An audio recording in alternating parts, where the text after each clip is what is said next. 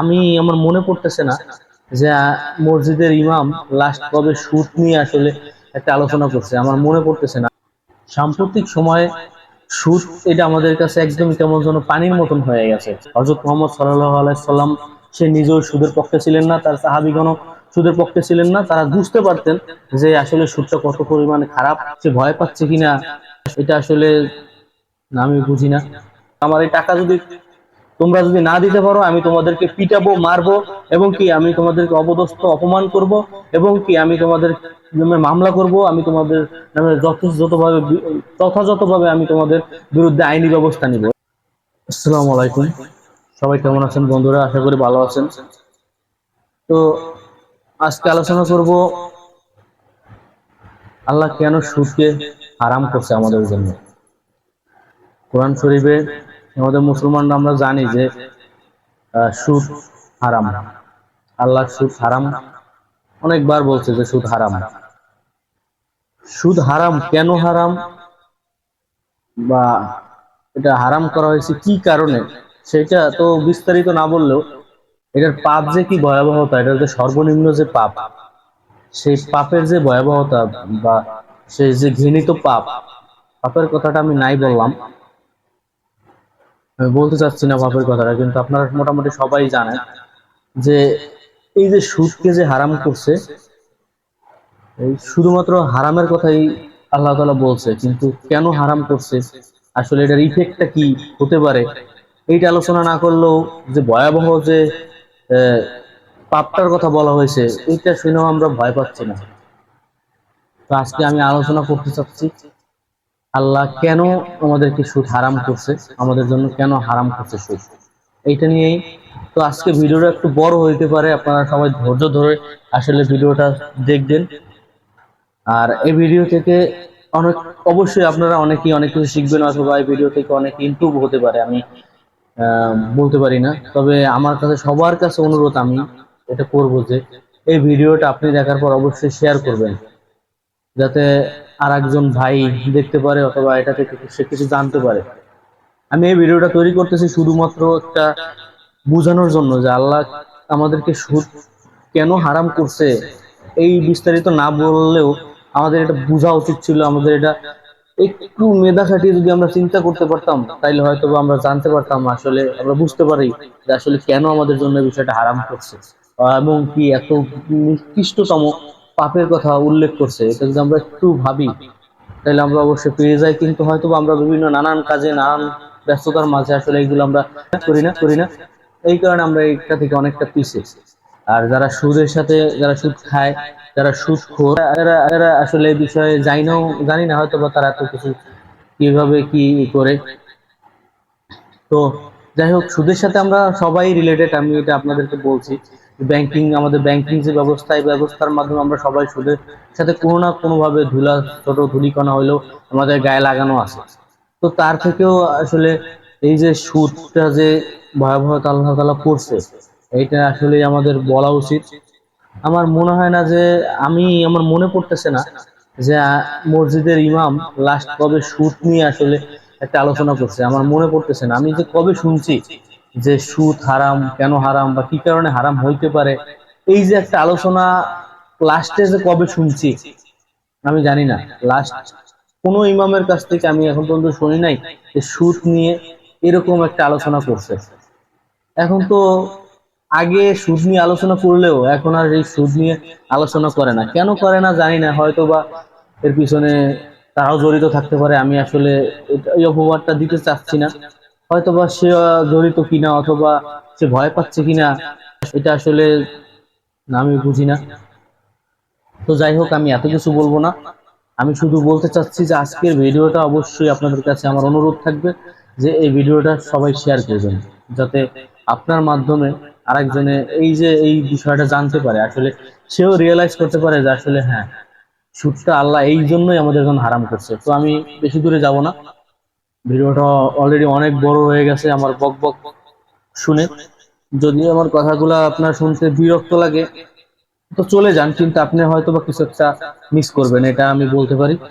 তো চলে যাচ্ছে, আসলে দেখেন, আমরা সাম্প্রতিক সময়ে সুদ এটা আমাদের কাছে একদমই কেমন যেন পানির মতন হয়ে গেছে। তো আমি আপনাদেরকে প্রথমে যে বিষয়টা বলতে চাচ্ছি সেটা আপনি দেখেন, সুদ, আমরা সুদের যে আমরা বিগত এপিসোডে আমরা দেখছি যে ব্যাংকিং সিস্টেম, ডলার সিস্টেম, সোনার সিস্টেম থেকে, মোহর সিস্টেম থেকে টাকায় আসা এবং সুদে প্রবেশ করা, সুদ নিয়ে আমার অলরেডি 2টা ভিডিও চলে গেছে, আর একটা মনে হয় 3টা ভিডিও সুদ নিয়েই।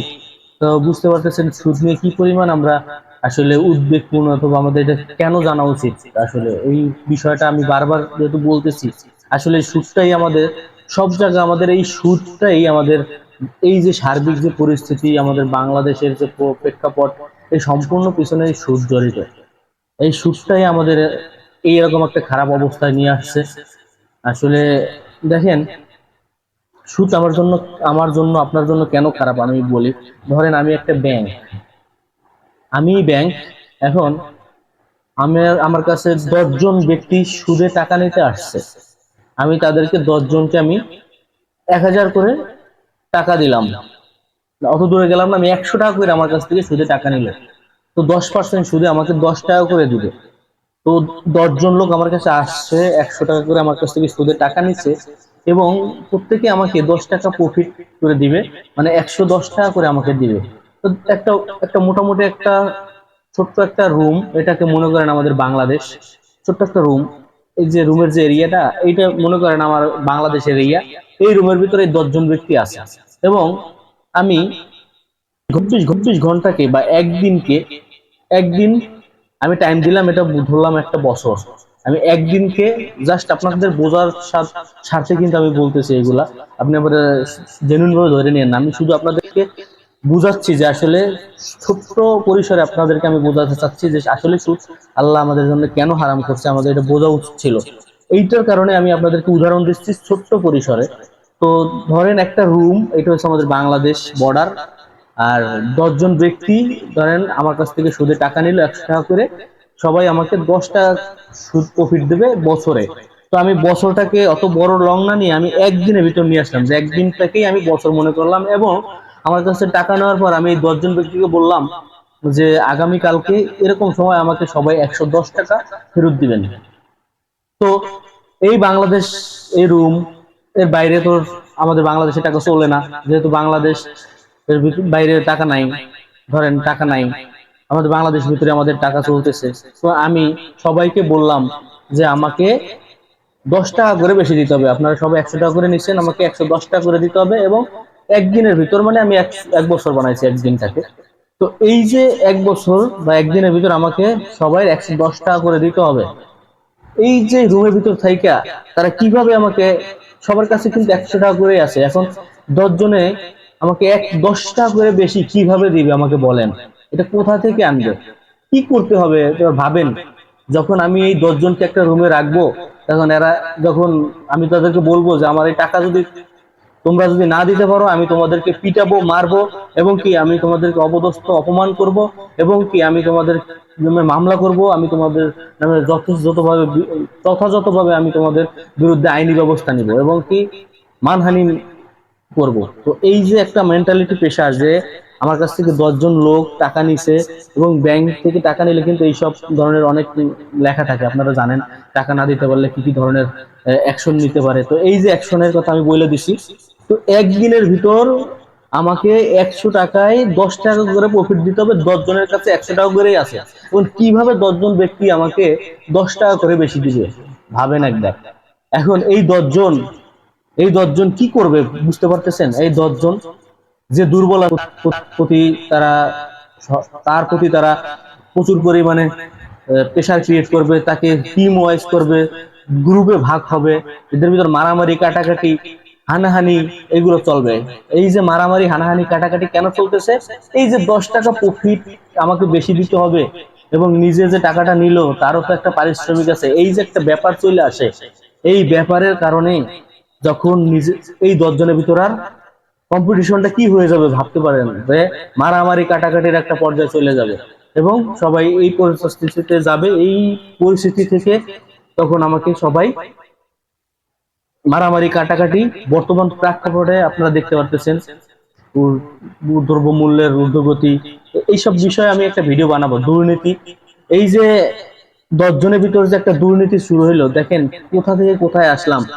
টাকা থেকে, ব্যাংক থেকে, সুদ থেকে এখন দুর্নীতির ভিতর চলে আসলাম, শুধুমাত্র এই সুদের কারণে। দুর্নীতিটা পর্যন্ত এই সুদের কারণে, দুর্নীতি বলেন যা খুশি তাই বলেন, আমি এটা নিয়েও ভিডিও বানাবো যে আসলে দুর্নীতির পিছনে আসলে হাত হাত রয়েছে। আমি এটা নিয়ে আর বেশি বেশি ভিডিও করব না। তো দেখেন, এই যে মারামারি হানাহানি কাটাকাটি হবে, এইগুলা আল্লাহ তাআলা জানতেন, বুঝতে পারছিলেন যে আমি যদি এদেরকে সুদ হারাম করে না দেই, তারা তাইলে পৃথিবীতে যে কি পরিস্থিতিটা বানাবে। তাইলে ভাবেন, এবার বড় পরিসরে এইরকম ভাবে চলতেছে আমাদের ভিতর, সুদটা নিয়ে এভাবে কিন্তু চলতেছে, এভাবে সাইকেলিং চলতেছে আমাদের ভিতর। দেখেন যে দুর্বল আছে তার প্রতি কি অবস্থা হচ্ছে, এরকম চলতেছে। তো সুদের পক্ষে মহাজ্ঞানী আমাদের হযরত মুহাম্মদ সাল্লাল্লাহু আলাইহি সাল্লাম, সে নিজেও সুদের পক্ষে ছিলেন না, তার সাহাবীগণও সুদের পক্ষে ছিলেন না। তারা বুঝতে পারতেন যে আসলে সুদটা কত পরিমাণে খারাপ। তারা রিয়েলাইজ করতে পারছিলেন যে আসলে সুদ এতখানি মারাত্মক হইতে পারে, এই কারণেই তারা সুদ খান নাই এবং সুদের সাথে তারা জড়িত হন নাই, আর আমাদেরকেও নিষেধ করা হয়েছে। কিন্তু আমরা এতটাই পাপী, আমরা এতটাই গর্দভ, আসলে আমরা এটা বুঝতে পারি না দেখেই আমরা সুদের সাথে জড়াই গেছি। আসলে আমাদের বোঝার তৌফিক দিলেও আল্লাহ আমরা এটা কাজে লাগাচ্ছি না, এটা হলো আমাদের মেন্টালিটি। আর মেন কথা হচ্ছে, এই যে সুদ, আপনি আরো 2000 বছর আগে যান, অ্যারিস্টটল, এরা কিন্তু অনেক, কিন্তু ইহুদি, অ্যারিস্টটল কিন্তু ইহুদির, কিন্তু সেও কিন্তু এই সুদের ছিল না। এটা ভাবতে পারতেছেন, একজন ইহুদি বা অনেক ভালো ভালো এরকম আরো আছে, এখনো বর্তমানেও আছে। আপনারা যদি ইন্টারনেট ঘাটেন তাহলে দেখতে পারবেন যে এরকম অনেক মানুষ আছে যারা বিধর্মী, তারা এই সুদের পক্ষে না, কারণ তারা বুঝতে পারে যে আসলে সুদটা ভালো না। তো আমি এই ভিডিওটা শুধুমাত্র ইসলাম ধর্মাবলম্বী মানুষের জন্য বানাই নাই, আমি শুধুমাত্র বানাইছি সমগ্র মানুষের জন্য। কিসের হিন্দু, কিসের মুসলমান, কিসের বৌদ্ধ, কিসের খ্রিস্টান, আমি এর জন্য ভিডিওটা বানাই না, আমি সমগ্র মানুষের জন্য ভিডিওটা বানাইছি। আমরা যারা ইসলাম ধর্মে আছে, আমাদের কোরআন শরীফে এটা উল্লেখ করছে, তারপরও আমরাই বেশি খাই। অন্যান্য ধর্মেও খায়, কিন্তু দেখবেন তারা খুবই কম, কিন্তু আমরা বেশি। তো আমরাই যদি এটা রক্ষা না করি, আমাদের আল্লাহ স্পষ্ট বলে দিছে, অন্য কোনো ধর্ম এরকম স্পষ্ট বলে নাই আমাদেরকে যেভাবে বলছে, আমরাই যদি এটা ভঙ্গ করি, আবার আমরা মুসলমান হিসেবে দাবি করি, এই যে একটা ব্যাপার, আসলে আমাদের উচিত আমরা এখান থেকে সতর্ক হই, এবং আমাদের যে আশেপাশে আরো ধর্মর ভাইরা আছে তাদেরকে সতর্ক করা আমাদের কি নৈতিক দায়িত্ব। আমি তাই সবার কাছে অনুরোধ করব, সবার কাছে আমি অনুরোধ করবো যে এই ভিডিওটা আপনি যদি দেখে উপকৃত হন, এই ভিডিওটা অবশ্যই শেয়ার করবেন। আপনার দ্বারা আপনার আর একটা ভাই এটা দেখে হয়তো বা সে রিয়েলাইজ করবে আসলেই তো এই যে ব্যাপারটা ঘটতেছে সুদের কারণে, এই যে ব্যাপার, এই ব্যাপার থেকে যাতে তারা বের হয়ে আসতে পারে। আমি সবার কাছে অনুরোধ জানাবো, এই শুধুমাত্র এই ভিডিওটা নিয়ে আমি চাই সবাই এখান থেকে সরে আসুক। আমি নিজেও শরীরের সাথে জড়িত হয়ে গেছি, যে কোনো ভাবেই আমি চেষ্টা করতেছি সেখান থেকে সরে আসার। আমার সবার কাছে অনুরোধ থাকবে, আবারও ভাইয়ারা সবাই এই ভিডিওটাকে শেয়ার করে দিবেন, যাতে সবাই এটা বিষয়টা বুঝতে পারে, সবাই বোঝার তৌফিক দান করুক। আমি আজকে এখান থেকে বিদায় নিচ্ছি, দেখা হচ্ছে পরবর্তী কোনো ভিডিওতে। অবশ্যই ভালো কোনো ভিডিও নিয়ে আপনাদের মাঝে হাজির হবো, যেটা থেকে আপনারা শিখতে পারেন। এই কারণে আপনারা আমার সাথে থাকবেন, আমি এটা চাই। সবাই ভালো থাকবেন, সুস্থ থাকবেন, সবার জন্য সবাই দোয়া করবেন, আমার জন্য দোয়া করবেন। ভালো থাকবেন, সুস্থ থাকবেন। Good bye, tata.